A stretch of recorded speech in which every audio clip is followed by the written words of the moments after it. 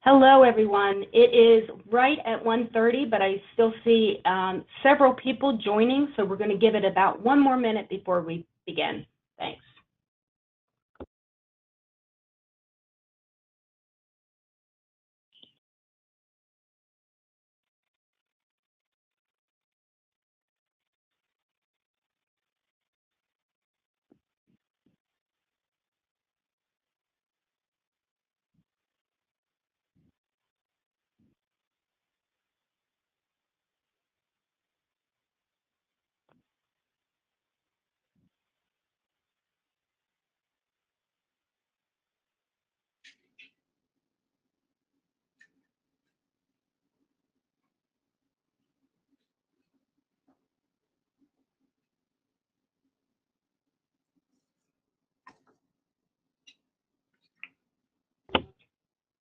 Hello and welcome, everyone. We are going to, I still see some people joining, but we're going to go ahead and get started so we can hold this right to the hour that we had promised. You'll just miss a couple of housekeeping items in the beginning. So as we say goodbye to summer with a sad heart, open enrollment is on our mind, and it's just right around the corner. So the timing of this webinar, HR and Benefit Technology, a turning point in our industry, couldn't really be better timing. We have muted everybody on the call except for our panelists. There's a large volume of people attending. You may have questions throughout the presentation, so please pose your question in the question area and we will make sure to respond. At the end of the presentation, we may not have time because this is a full packed hour, but we will definitely get back to you by email or a phone call. My name is Lisa Collins. I am the Director of Broker Concierge Partnerships here at PrimePay.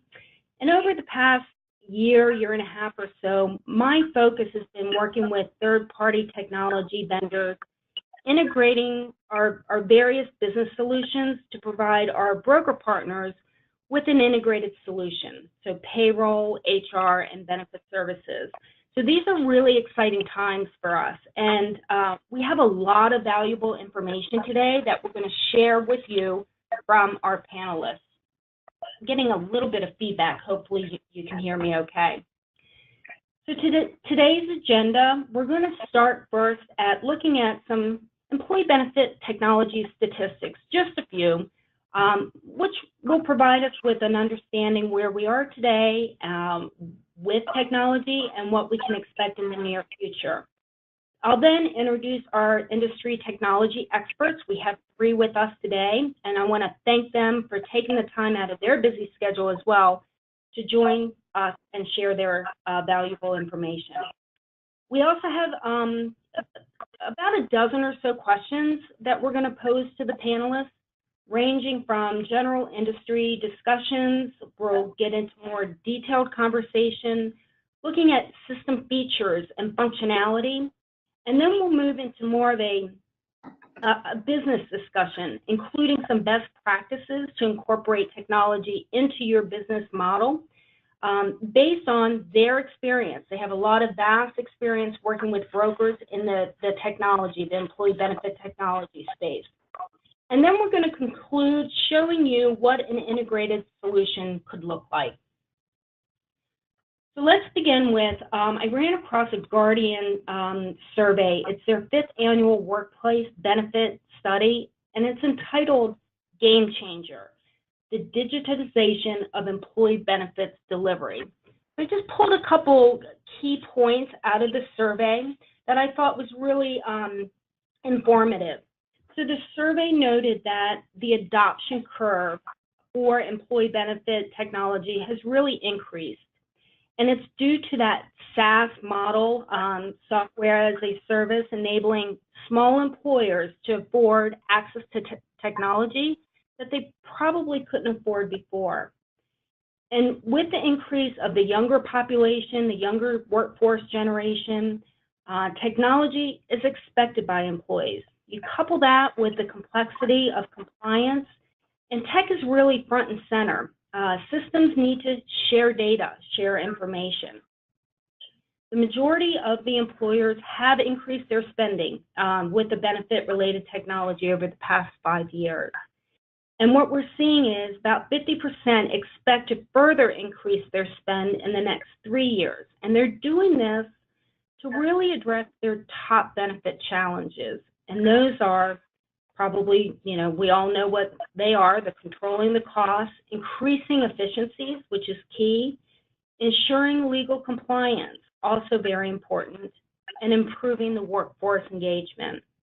So based on this study, the adoption of technology for each solution that we're showing here, 80% of employers are using some sort of software for payroll.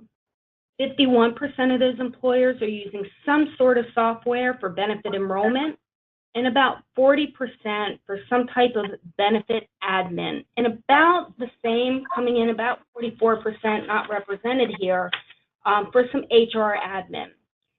But don't be misled by these percentages, because a lot of these systems, they aren't necessarily talking or sharing data or integrated together. So this graph shows how technology is really being used. I'm not going to go into each area here, but I wanted to highlight a couple things.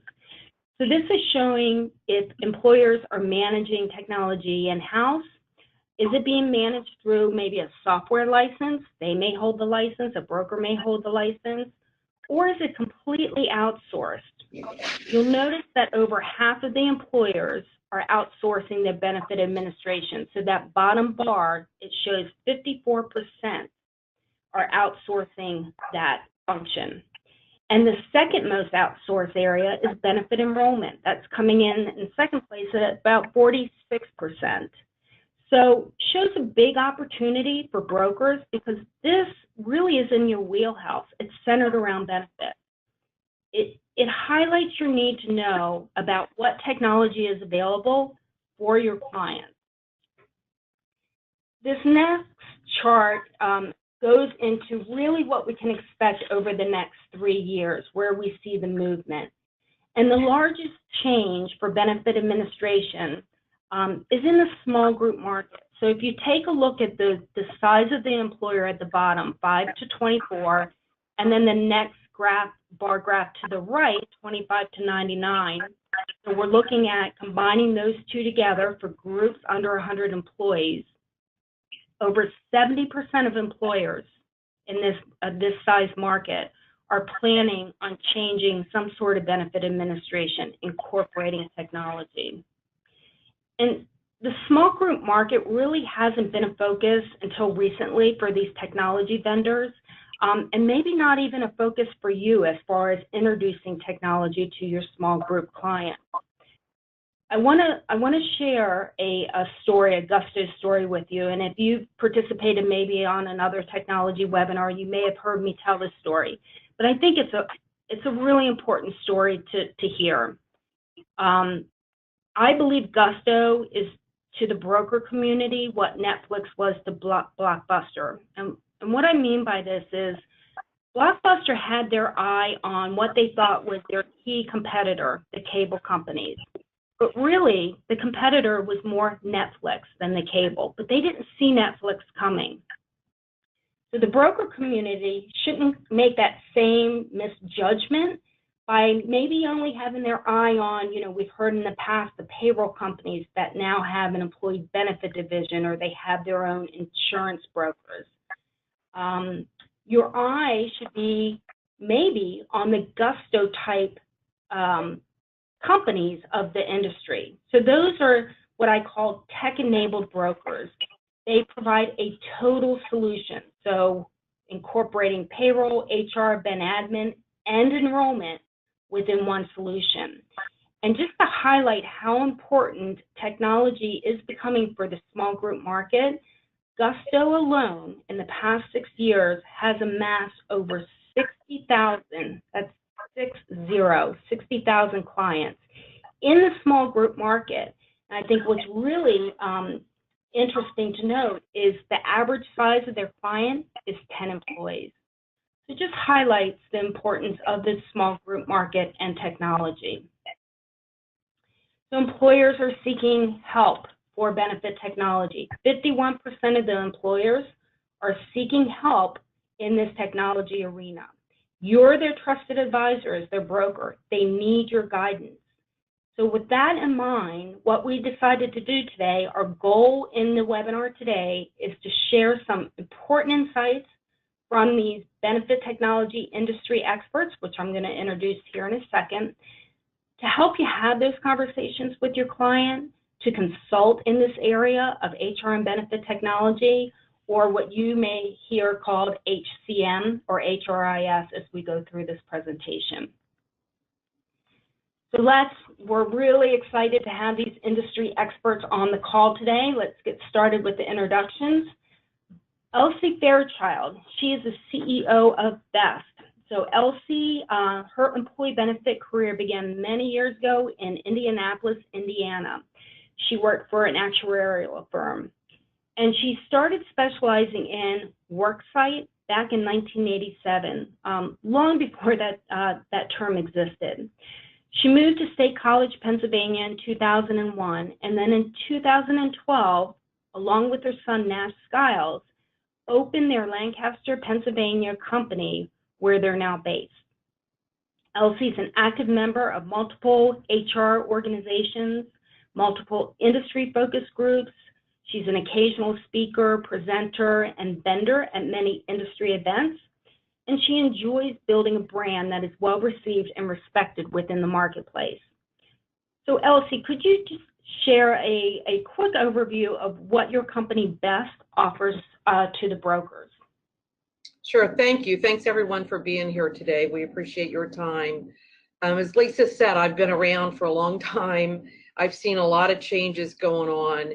And as the Affordable Care Act came into existence, I realized pretty quickly technology was going to be a very important part of helping employers. So here at BeneChoice Enrollment Solutions and Technology, we help overwhelmed benefit brokers and your HR professionals save time, money, and paperwork by providing what we call BEST, which is benefit enhancements and enrollment solutions, and we streamline it all through technology.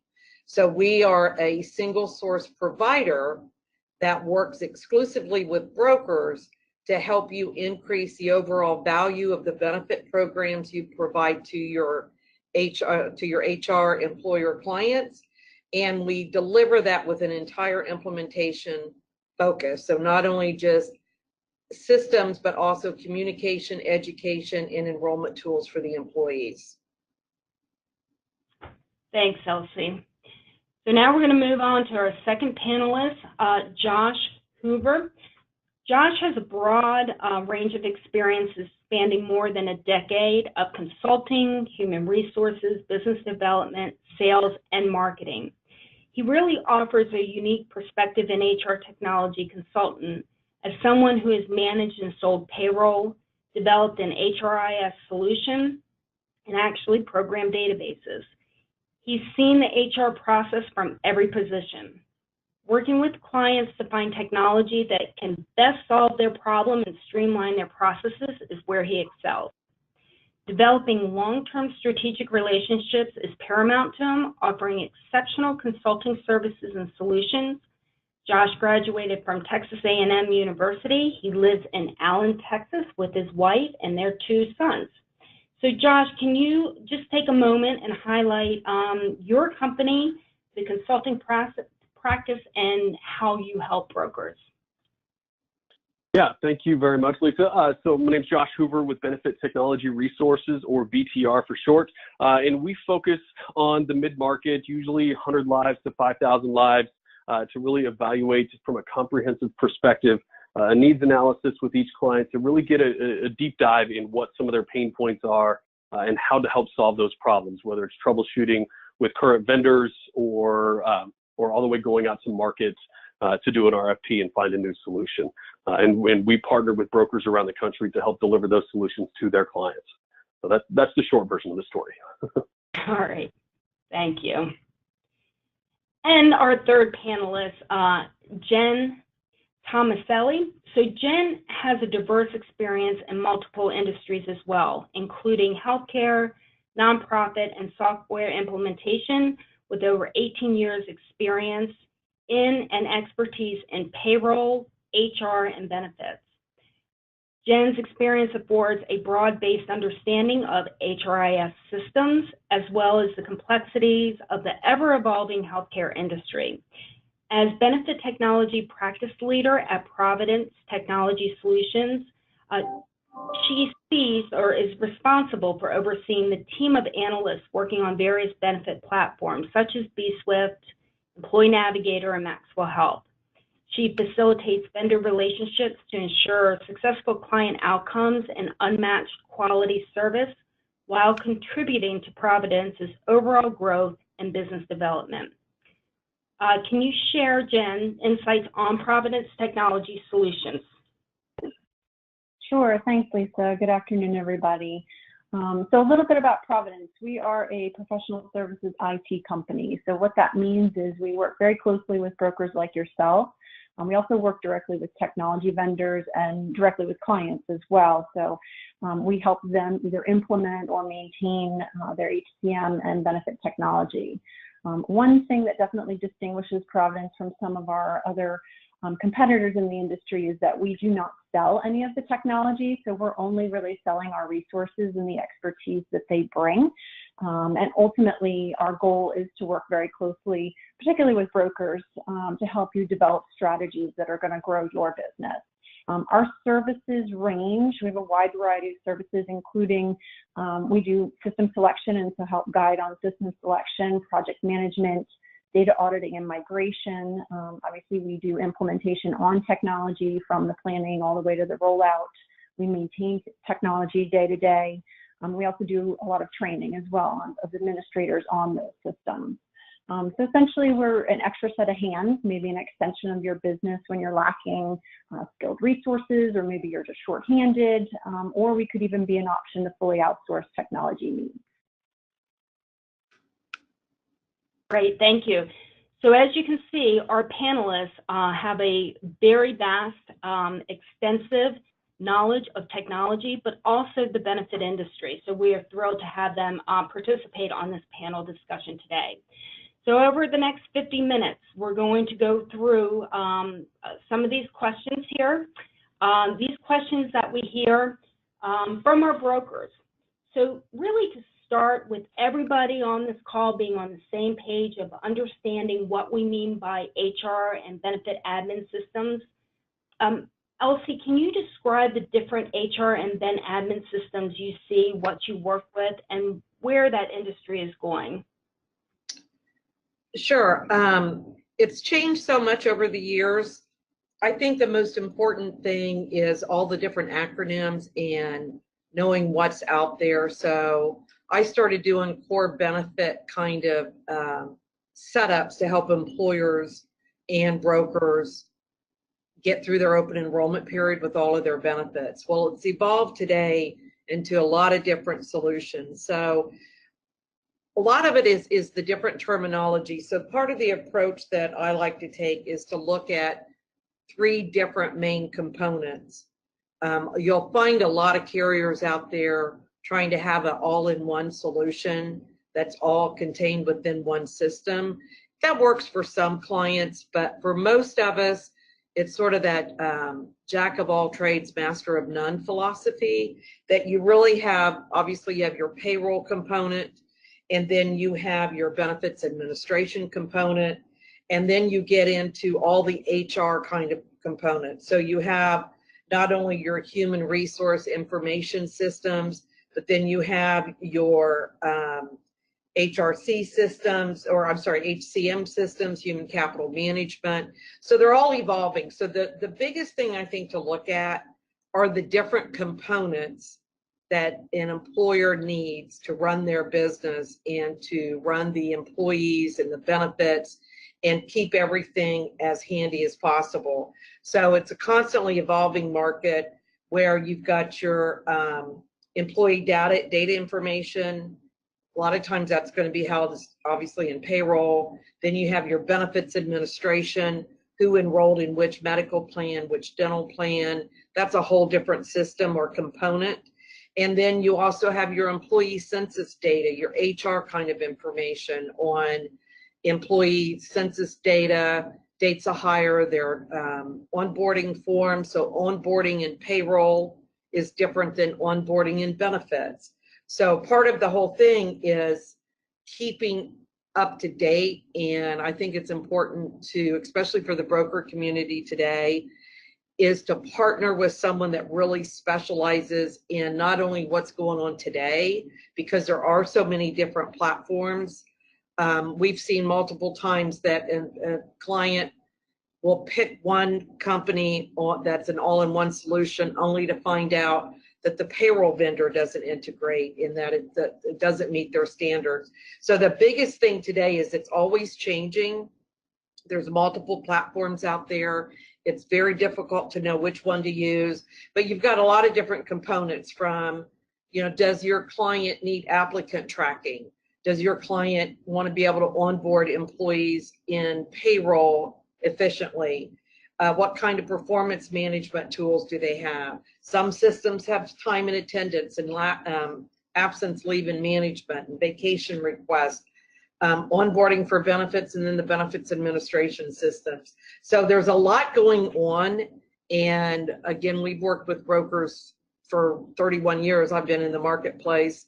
And our job, as we see it, is to help the broker community navigate today and look at your client and look in the future in what that client is trying to accomplish, and using you as the consultant to help pick which platform. Many times it's better to use more of a modular approach, an integrated system, and pick the best of each one of those components and integrate everything together, and you'll have a system that's really going to meet your needs as the broker, and your HR person's needs and the employee needs as well. So there's a lot of moving parts in there, but it does continue to evolve.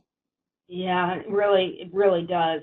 So you mentioned various systems. So Josh, with all those systems that Elsie described, the question comes to my mind, and hopefully, based on the experience and you working with the brokers, can you share who owns that data? Like, what security issues and concerns that brokers need to look at? Who owns the data? Who uploads the data? Who collects the data? Yeah, so the data for the most part will come from the employer, depending on what's going on. The implementation process will help to determine how that's all allocated. But one of the challenges is, as far as ownership of the data, is there's a difference between ownership and access of the data. Usually it's not a big issue when you're active with a vendor, except unless, of course, there's a catastrophic event, which we've seen with the hurricanes and different snowstorms throughout the country that I've seen a few times. So when you're leaving a vendor, that's when access and ownership of the data can become a potential challenge. So the client may own that data, but how they access it upon departure is a very different story. So some vendors will keep a database live for a minimal annual fee. I think that's worth it in the right scenario. Sometimes the vendors will charge a significant fee to keep that database open. Others, and this is my personal favorite, I saw this just a couple of months ago, where a client was sent a CD-ROM with a PDF of all of their data, and it was a non-searchable PDF. And beyond that, the client didn't have a CD drive. So not really sure that was really helpful. So they owned their data, but they couldn't really access it. So we recommend that clients discuss this and lay that out in their agreements during the sales process. And so again, technically the client owns that data, but it doesn't matter if they own it if they can't really do anything with it or access it. Even on that PDF, they don't have access to the dashboards that they typically get within their system and the ease of functionality. The other question you brought up, Lisa, was the security issues. Now, both the client and the vendor need to be on top of this. We always recommend our clients, if we're facilitating the process, we've already got it taken care of. But if a client is working on their own, we always recommend that they ask for SSA 16 or SOC audit status and we ask that they request a copy of that SOC audit to ensure that that vendor has complied with industry standard minimum security requirements. It's not a perfect audit. It doesn't guarantee anything. Target, Home Depot, and Equifax are pretty good examples that can still occur. There can still be hacks and data breaches, but it's the responsibility of the vendor to make sure that that audit is completed annually to ensure that their data is secure. It is expensive, so some smaller or newer vendors may not be able to invest in that function or in that component, but we always recommend that it is essential for their growth and scalability, and certainly recommend that the client ask for a copy of that data as well. So as we're talking about just all of this data, and Elsie, and you brought up payroll a couple times. Payroll contains a lot of data that can be used for admin, can be used for compliance. So as you're working with brokers and your different integrated solutions, how important for you is that payroll integration? The payroll integration is very important, to say the least. It's we've seen a lot of people have admin systems put into place that do not talk to the payroll system, and it really is like having one shoe. You know, basically you're putting everything in the admin system and then turning around and still having to put everything into the payroll system. So having a system, and going back to sort of the modular approach, is making sure the admin system that you need talks to the payroll system that meets your needs, because every client's a little bit different in how they pay, right? So part of the biggest thing with the payroll integration, if you just think of it, the payroll system houses payroll information, right? But not only just payroll, the tax data, incomes, start dates, all sorts of different things. A lot of payroll systems have onboarding. So when you're bringing on a new hire, the onboarding in a payroll system may be the I-9 form, the signing of the employee handbook, all sorts of different things. It's onboarding as a new hire, and that new hire wants what? He wants to get paid, right? So you go through that system. Typically then on benefits, an employee usually has somewhat of a waiting period, a few weeks, not always, sometimes it's same day, but generally speaking. So now you're moving into, now you need to onboard that employee in their benefits. Well, the payroll system doesn't, if you're using the modular integrated approach, now you need a admin system that's going to house different data. So the benefits administration and or the HRIS system houses, if you think of it, all the pertinent information about that employee, what benefits they've chosen, who the dependents are, who their beneficiary is on their group term life, things that aren't housed in the payroll system.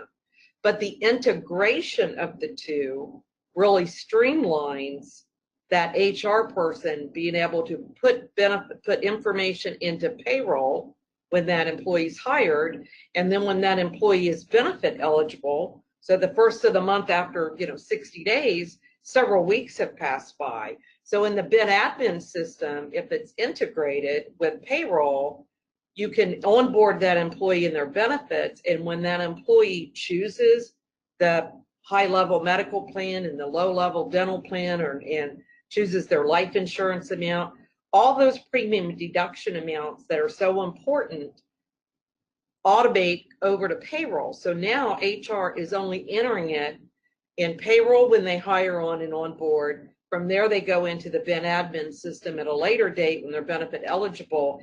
And when it's a bi-directional integration, which Prime Pay is bi-directional integrated with Employee Navigator as an example, they feed back and forth. So it really streamlines what HR is doing. And I think the goal of the benefit broker consultant is to make your HR person's life easier. And when you can do that, that's an added value stickiness that you can bring to your client. So definitely having everything integrated together is the smartest way to do it, but it's not necessarily the easiest way to do it. You really need to know how the different components work between different systems. So very important to be integrated. Yeah, that mention of the bi-directional, I always say that you never forget to start paying people, and you typically or shouldn't forget to stop paying people when they leave. So just sharing that new hire term date, just something as simple as that can be really important. So Jen, what should a broker and a client expect? I mean, we talked about where technology has been, where it's going, a lot of changes, a lot of new systems coming out, some built on different technology. What can a client broker expect as far as support, training, and also new releases? How often? What's your recommendation? Sure. So, ideally, this is something you want to evaluate before you even purchase a system, if you can. Support and training is generally going to come directly from the vendor, although what we've seen is that some vendors are definitely doing a better job of it than others. So you want to know what resources are available to you before you even purchase a system. Of course, a lot of us on the line already have systems in place, and so, maybe we need to deal with what we already have. And when the vendors are not doing a great job of providing support and training to the administrators of that system, whether that's the broker direct or the employers, there are companies like ours that are out there that can supplement what the vendor is offering, and oftentimes provide a more well-rounded support system and even a training model. So, we can be sort of resources for troubleshooting issues and challenges. We can provide QA assistance to ensure that builds are accurate before you're turning sites over to your client. Or we can even create shadowing opportunities, which can improve your own skill set tremendously and ultimately, stand you up on your own 2 feet. Again, if those are things that the vendor is not doing for you. But if you do have the opportunity to sort of evaluate that before you get your feet wet with the vendor, that's a pretty important thing. You want to understand what their capacity is to be able to provide you support and training day to day. And as I said, there's certainly vendors that do it better than others. So releases is really the bigger question in my mind on these 3 topics. And certainly, as Lisa hinted at, you want to understand a release schedule going into a new year. Understand how frequently they push out releases. Do they do it on a specified date? Do they do it on the fly? All of that impacts your ability to obviously use the system potentially. So do they take it down for a period of time? And if they do, you're going to want to notify your employers, who ultimately want to notify their employees of system unavailability. I've certainly seen where employees don't know a system is coming down, and then perhaps it's even in the middle of open enrollment when that's happening, because vendors are not necessarily worried about your employer's open enrollment period. So we want to make sure that communication is happening there to understand when those periods of downtime are.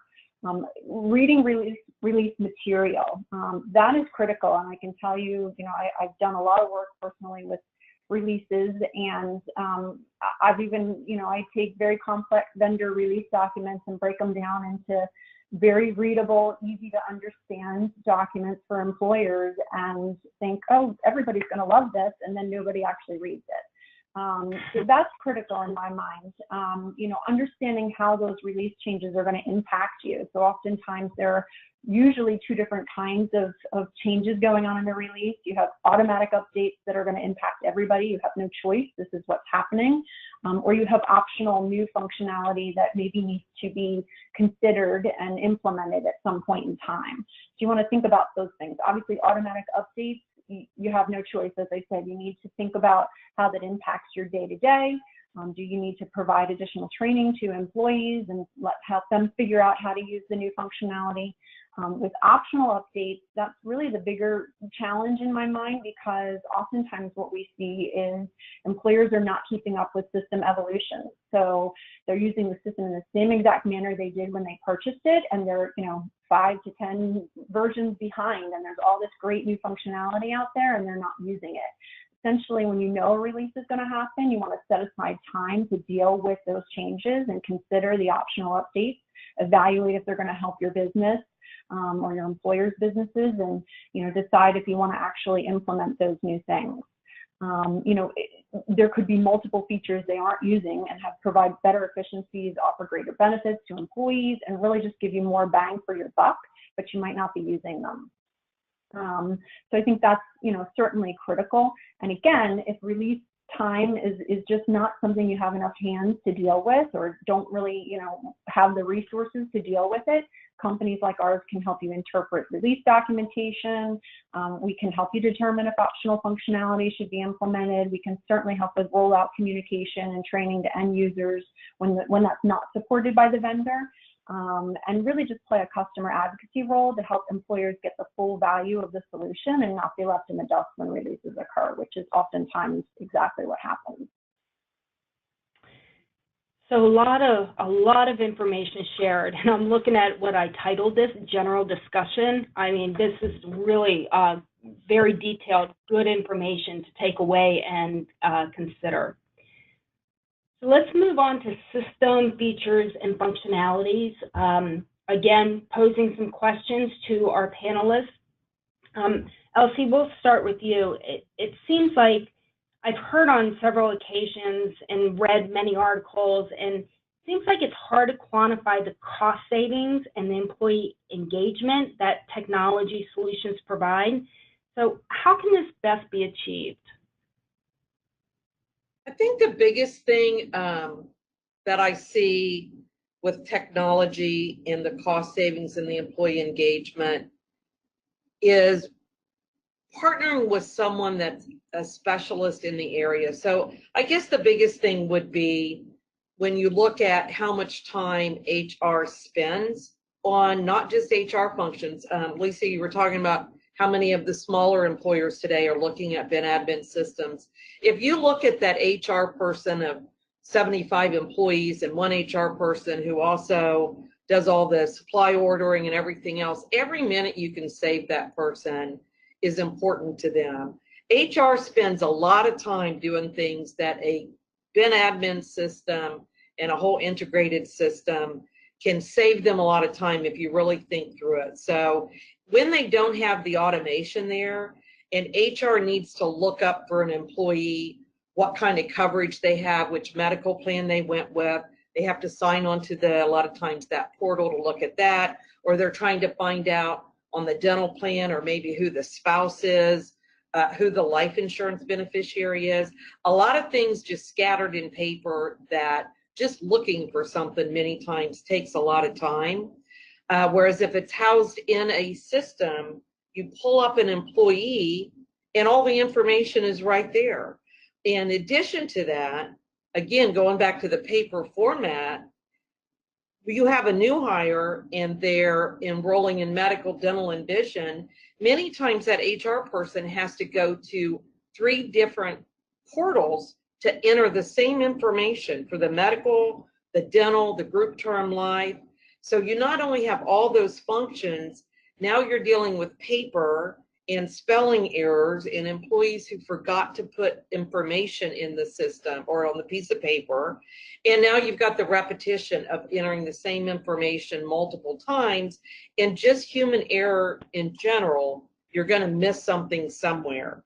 Then look at compliance with ACA and the compliance and trying to track all of that manually and do all of those forms. I mean, it just makes your head spin, right, to think about how much time HR spends if they don't have some kind of automated technology that also ideally is integrated with payroll. And then you get the employees. Employees today are not as engaged as many of us think they should be. If you look at benefit choices today that employees have versus what they had 10 years ago, you never saw companies with 3, 4, 5 benefit medical plan options. So employees really need not only that engagement, that some of these technology systems have ways to communicate with employees. Here at our company at BeneChoice, we specialize in communication. So we actually have other ways to also get that message out to the employee that it's open enrollment. These are your benefits. You need to know, what's the difference in a PPO and an HSA plan and all those kind of things. So getting employee engagement requires really connecting and educating the employees, and oddly enough, trying to make it interesting enough that they actually want to sit down and look at their benefits. So being able to use that for cost savings for the employer is on the HR side, saving time and money and helping with compliance. And then on the employee side, having that employee engagement, that employees are picking benefits that make the most sense for them because they've been educated. You're going to have happier employees. You're going to have a better attraction or new employees that you're trying to bring on. And in today's job market, employers are really fighting for some of the top talent. So when you have everything automated and you think of the millennials today and the employee engagement, having an actual good technology system and an implementation process and an ongoing employee communication is just so much easier if you've got it all put within a seamless kind of platform that we can help push information out and employees can see videos and HR can save time and get on with doing what their other duties entail. So it's very, very important.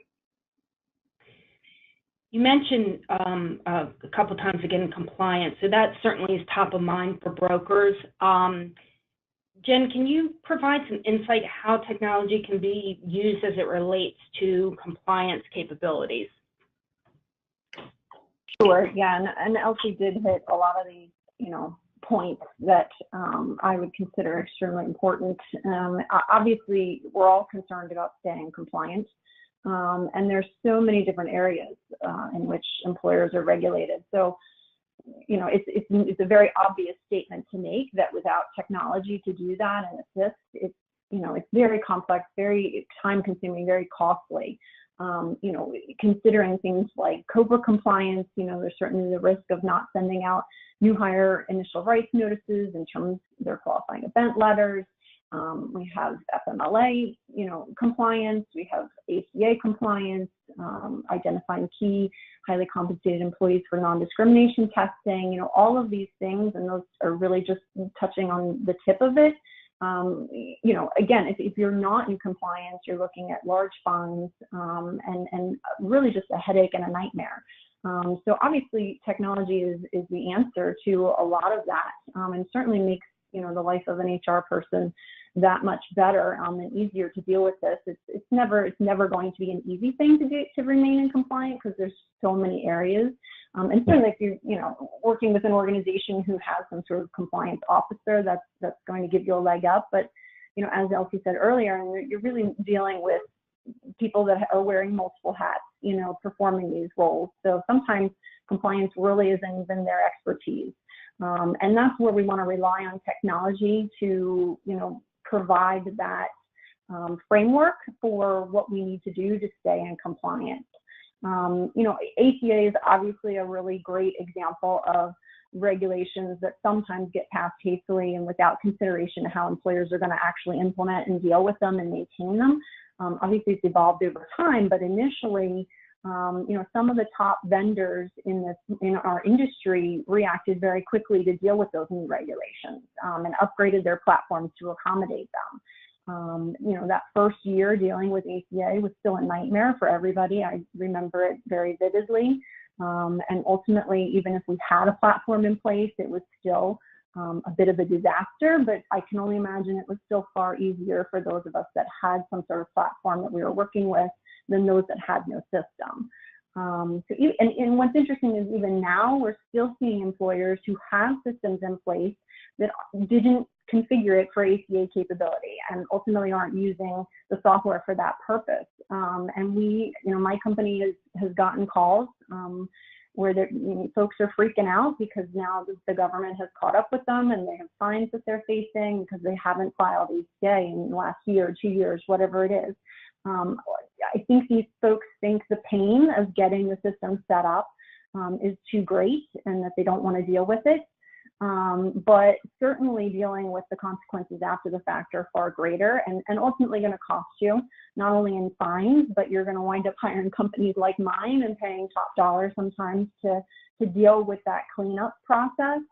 Because again, maybe you don't have the resources to do it yourself. At that point, your hands are already full dealing with other things, benefit and HR related. So Ultimately, if we can get employers on board with the process and the fact that, this is required of us and we all have to remain compliant and use the technology that we have or consider technology, maybe that if we don't have any in place yet, that's going to be the best scenario for everybody. Additionally, we've found that good partners, good vendors are going to provide ongoing monitoring and easy to consume updates of compliance changes that employers might be facing. So again, if you're considering a new system, we really want to make sure that we're evaluating, how do these vendors deal with compliance or regulation updates essentially and changes.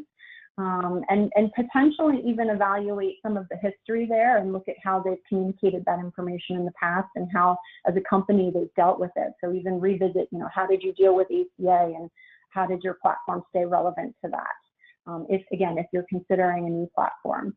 And just, ultimately the amount of labor involved in tracking compliance data manually is just so overwhelming to any employer, and as I said, it's both risky and potentially costly. So whatever we can do to get a system in place to deal with all of those different entities that need to speak with each other to stay in compliance is obviously the best scenario for everybody.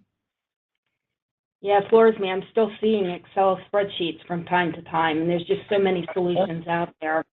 So that certainly compliance is top of mind for brokers, but I'm going to go to the number one question. Anytime I talk about technology, what I hear, I call it kind of like the elephant in the room. It's the integration. So how are you integrated with carriers? How are you integrated with vendors? Is it truly an integrated system? How are you sharing data? We hear EDI, 834, API, file feeds. There's so much out there.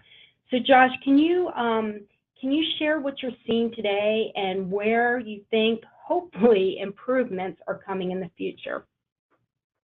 Yeah, I think you hit the hammer on the head as far as that being one of the biggest challenges. But the first thing that I always feel like is important is to define integration, because integration means different things to different people. And when one vendor says they can integrate, that doesn't necessarily mean they can integrate what you need integrated. So there's a lot of things going on there. So a lot of pain points for a lot of clients there. Whether that's building an EDI connection or manually entering the ad terms and changes, the integration we're seeing with BenAdmin vendors and carriers is still pretty antiquated. Most carriers are only taking file feeds for groups with greater than 100 eligible lives. Hopefully that will be changing. But that's right now it leaves out most small groups.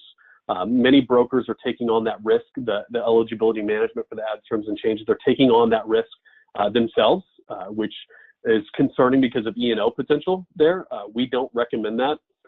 For groups that are eligible for EDIs, many of them struggle with their carriers and vendors' ability to actually build the EDIs. Standard files are difficult to build, and custom files are significantly more difficult. Most of that issue is related to how well the vendors and carriers will work with each other. So if they won't play nicely in the sandbox with each other and won't communicate with each other, that makes it much more difficult. And it also depends on the individuals who are actually building the systems and the files. So if they won't collaborate, then there's definitely challenges. And keep in mind, we could do a whole webinar. Actually, in fact, I've done a couple of them. We could probably spend a whole day in training on just what integrations are and the different variables out there. But for the future, I see right now things are moving towards APIs, which is more automatic integrations, much more real time. Right now, between carriers and, well, let me say between different vendors, so payroll to BenAdmin, there are more and more APIs connecting between those BenAdmin vendors. I think it was mentioned earlier that PrimePay has an API with Employee Navigator, so that's one example. But as far as BenAdmins to the carriers building those APIs, there's some potential security challenges with getting those APIs built. They're very complex. It takes a lot of programming expertise to build them. And there are a few carriers that are investing in APIs and evaluating what that can do. But right now, the tech vendors are leading that charge. And then hopefully the carriers will catch up soon. I think it'll probably be within the next year or two that we'll start seeing more APIs with those different integrations. So with the carriers, is it more just because it's so complex? Is it an expense? Is it their systems are just so archaic it will take forever? what are your thoughts? Yes, Oh. all of them. All right, fair enough. So kind of flipping things to what looks phenomenal, I sat through many demos, and every time I walk away from a Ben Admin demo, I can say with confidence, gosh, that system looks great. But you really need to kind of look under the hood, if you will. So Jen, can you talk about what you would best suggest brokers, how they should evaluate the system features and the functionality? Yeah, so I agree. I mean, I was going to say that demos are really, you know, a vendor's way of putting their best foot forward. I mean, I equate it to being like a first date, right? You're going to put on your best outfit, charm that person with all your best life stories. But unlike dating, essentially with, you know, the system selection, we don't get to test drive it, right? Before we decide we want to marry it. So, you know, ultimately that's what's challenging about demos. I don't think that demos are worthless. I think that they are absolutely part of the evaluation process. And certainly if you have a history with any of these types of platforms, you've used other platforms in the past, the demo is definitely still going to give you an idea for the look and feel and functionality of the system. I've personally been on the other end delivering a demo, and yes, of course, I'm you know, showing you all the bells and whistles and all the fancy features. But I can tell you that, you know, when we were doing demos, we're still, you know, it is true to what the system can actually do. Now, that being said, you definitely want to compile a list of features and functionalities that are going to be important to you in your organization before you even get on that demo call. So, you know, do your homework ahead of time, essentially, and make your checklist and be able to start checking things off as the demo is happening, and certainly asking questions about things that you're not seeing. You know, really sort of challenge the person giving the demo in terms of understanding the functionality. Oftentimes it's a salesperson doing the demo, and, you know, you're going to test their knowledge of that system, and if they're good at what they're, you know, at their job, they're going to understand that system inside and out, or have resources on the line that understand that system. So definitely challenge them with your questions. Obviously, we want to look at multiple platforms. We don't want to fall in love with the first one that we see, and do that compare and contrast and ask the same questions, you know, compare apples to apples between systems. But beyond the demo, what's potentially even more important is to really look to your network and your industry contacts for feedback on systems that they have used, you know, real life information essentially. And that's going to be your best resource for getting through a true picture of these different systems that you're considering. So look to groups like SHRM or LinkedIn or other professional networks where you can essentially solicit for information away from the vendor's earshot. So you want to, again, get that true, honest feedback from folks that have actually used the system. And personally, I have found that is, you know, really the best method for getting that honest information and getting both the good and the bad, essentially. Ultimately, you know, you want that real life picture, and the only way you're going to get that is from folks that have actually used the system or in the process of using the system. You can also use vendor neutral consultants to assist you and provide that valuable insight, which again is neutral to all of the platforms. So they're going to have a picture of multiple systems. They've worked with multiple systems and have an unbiased opinion about what they're seeing in the marketplace that's really, again, you know, top of the breed or bottom, essentially, and you know, steer you in a direction that's going to work for your organization. And then finally, I would say maybe also coming from those vendor neutral consultants like Providence or others is to arrange for us to do the references on those platforms. If they come directly from the vendor, again, the likelihood that you're going to get anything truly honest at that point is you know, slim. They're going to give you the best cream of the crop references that they possibly can. So definitely look to get that, you know, more real life, true to the picture reference, and using a company like a vendor neutral consultant can help you with that. We have about 7 minutes left. We have a business, kind of talking about the business aspect, incorporating technology into your business. Here's 4 questions here. I'm just going to ask each one of you to share very briefly because of the time frame. So Josh, if you could start, how do you see agencies incorporating technology into their business model? Yeah, I feel like there's three scenarios or three models. One is avoidance entirely. So we won't really talk about that one, but a lot of agencies are just avoiding it as much as they can. The other is insourcing and outsourcing, and really an agency needs to evaluate whether they bring a technology internally to deploy it. There's some potential challenges and pitfalls with that, or whether they outsource to one vendor or to multiple vendors or consulting partner to help with that. It just depends on what their overall strategy is. Again, a lot more that goes into each of these methods, and we can discuss further, but for the interest of time, I won't go into too much detail. Okay, thanks. I know one of the things that comes up from time to time, the business model, as far as the broker audience that we're talking to, and anybody can just answer this question. What do you see? I mean, are employers paying for it? Are brokers paying for it? I know you see probably just all across the board different things, but generally, do you see more of a certain model? That's a tough one. Lisa, I was going to, that's actually part, so my question is the last one on here in terms of staying relevant and competing, and I think that speaks to that because, you know, I see a lot of brokers that give technology away for free. And I think it's a slippery slope. I think those customers that have essentially no skin in the game when they're not paying for technology, we often find that essentially that can help them just walk away easily as well. There's less haste involved there in terms of walking away because they have no investment in that technology. It's a really fine line though, because the next guy is potentially offering it for free. So free always looks good, you know, but it's a very complex question essentially to determine, you know, do we charge for it or don't we charge for it? And you know, that's definitely one of the question marks over, you know, especially when you're just getting into the technology game, do we charge for it or not?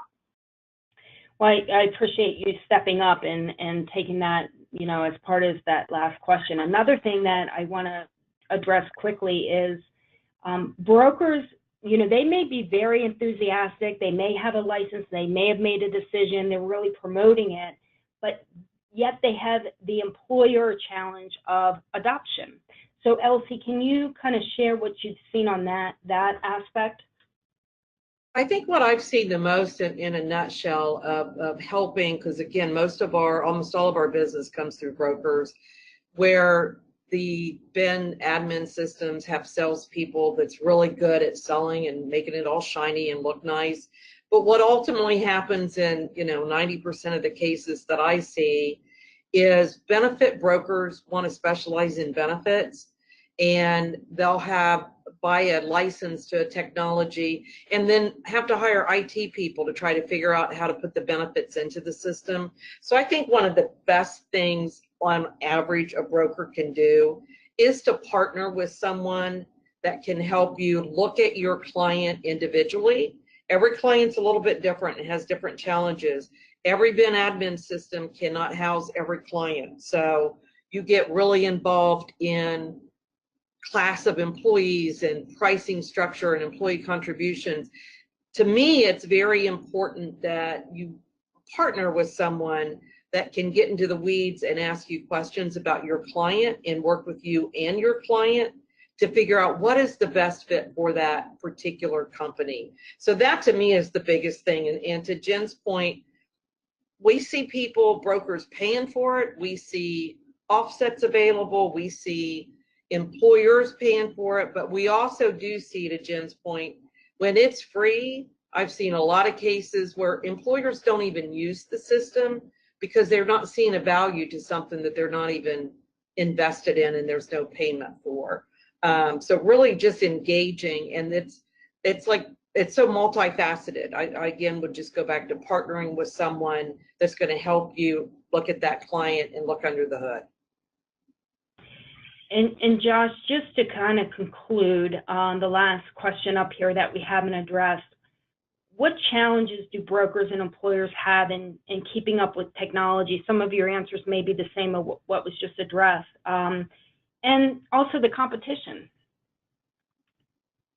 Yeah, so it goes kind of back to the concept of insourcing versus outsourcing. Do you insource, bring somebody internally to be kind of the expert in this? Or do you outsource it to consulting firms or different partners, different various partners? Do you charge for it? I'm definitely agree with both Elsie and Jenn that you should absolutely charge for it. In fact, we've got several partners that make the HR tech a pretty big profit center within their organization. So it just depends on your needs. I'll tell you, at BTR, we've got 50 employees, and it's still hard to keep up with what's going on in the market. It's changing so rapidly. There's over 400 vendors that are exhibiting at the HR Tech Conference next week. And so there's a lot that's going on. And a lot of people tell me they feel like there's going to be a lot of consolidation, but we haven't seen it. It hasn't really happened because every time one vendor gets acquired, 3 more pop up with significant funding. So it really depends on your agency's overall strategy and what you hope to accomplish. I will say if you want to insource it, it's really hard, and you've got to make sure that you're investing in that, investing that individuals or the people on those teams to make sure they're staying abreast of what's going on and have the resources to support your agency for those technology initiatives and that strategy. So I'm just going to skip over. I'm going to end on what that total solution can look like. I appreciate everybody's input. I mean, you have shared phenomenal information, and I'm sure everybody has benefited from it. After I review this, I want to end on one other thing, and then we'll stop about 2 minutes after. So we have built out a system with some third-party benefit administration portals that can really provide an exchange of data, APIs, some file feeds, but kind of have a whole employee life cycle, if you will, from starting with applicant tracking, which that data, some of that data can feed into our employee onboarding process. That onboarding process, the direct deposit, the tax forms, just for the paperwork that the new hire has to deal with. A lot of that information also can be shared with payroll. So the HR person, the office manager, whoever it may be, is not keying into all these different systems. And then you'll see that our online payroll has a bi-directional feed, so arrows both ways to the BenAdmin portal. Some information only comes from payroll. Some information only comes from the BenAdmin, but a lot of the information, the demographic information, hire dates, terms, and so forth, can come from either system. We have ACA Compliance Navigator, payroll. There's so much data within payroll that's so important for ACA tracking and reporting. So if you can get away from that manual process of uploading payroll data into an ACA solution, you're going to save your client a lot of time and money by having that integration, especially if you have variable hour employees. We also, if you look at the bottom with the BenAdmin, if they enroll in a qualified or a COBRA eligible benefit, it will be pushed to our COBRA platform that will get out the initial rights notice.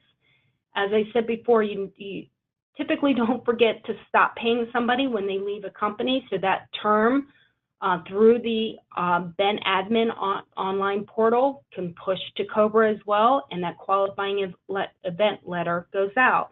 So these compliance challenges, you don't have to go into 2 different systems and remember to send out the initial rights notice or the qualifying event letter.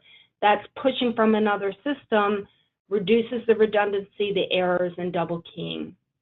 Just like for the flex administration, if it's an FSA, HSA, or an HRA, if they enroll in that benefit, we don't have to have them go into our portal and enroll in that plan to establish their account. It's more of an automatic process. So some key integration here between different systems, giving that really best in class, as Elsie was talking about in the beginning, tying everything together to create that efficiencies that your clients are looking for.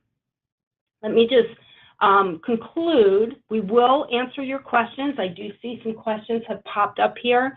We will be sending out the presentation. There is a recording. We'll also get you the company information from our panelists. They offer valuable solutions to you and to your clients. I want to mention that we have a webinar October 2nd. 1:30 p.m. Eastern, 10:30 a.m. Pacific on creative HRAs. That should be HSAs. I'm sure we all have that autocorrect happen. HSA strategies, really important. We're seeing a big increase in HRA plan. And we're also seeing a lot of combo plans too. So I think you'll learn some really creative strategies in this webinar. So with that, I'm going to end the presentation. Again, thank you everybody for joining. Thank you for our panelists for sharing all their expertise with us. A lot of great content and information. Have a good day and a good rest of your week. Thank you, Lisa. Thank you. Thanks, everybody. Take care.